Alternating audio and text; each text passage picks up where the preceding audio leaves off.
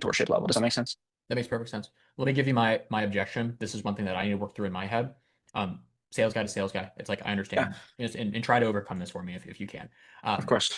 my thought is, it goes back to, is this something that I should start posting for week, a month, and then look into this just to have some sort of base so I can have that habit built up? Um, or is it something that I start not necessarily cold turkey, but start like strictly from literally the ground up, from having a personal Instagram account? Like, is that where, and that's what I'm trying to work through in my mind. Like that would be the primary objection for me. Yeah. Okay. Can I ask you a question?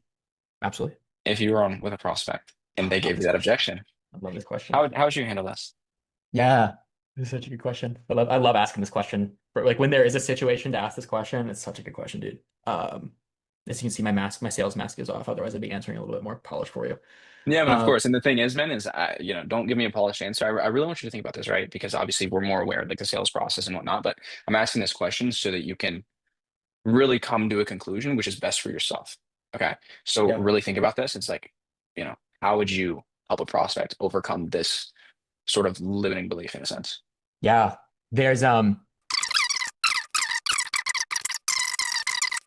So mhm. in your mind, why go and get that extra level of mentorship rather than just, kind of just being on a playing field alone like we have been? Yeah, it's important to continue learning and growing. And within the game of social media is I don't have contacts who are hyper successful at it. So I've been Hmm. wanting to learn if it is something that I want to get into with. I want to have the best tools and resources as I get into it. Yeah. And you having the best tools, resources, everything to your disposal, how do you feel like that would reflect on your performance within social media and then long term, like your growth as an individual? Yeah, better quality, being able to better discern the trajectory of the content. And I would believe come at it with a better heart. Yeah. And that's where I was just like, again, maybe, all I think there is a level that encouragement is good. It's the idea of what is fueling you to make the next step in your life. And sometimes it's bad fuel. Sometimes it's trying to get over an X. Sometimes it's trying to just earn as much money as you can. And that's great. Those are all good reasons to push into something.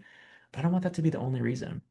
And I'm not getting over an X. But I don't want it to be a reason just like, let's go make a bunch of money on social media. Let's go. It's like, no, I want quality content to be pushed out and prepared where people actually find value with it. I don't want to just um, follow virality.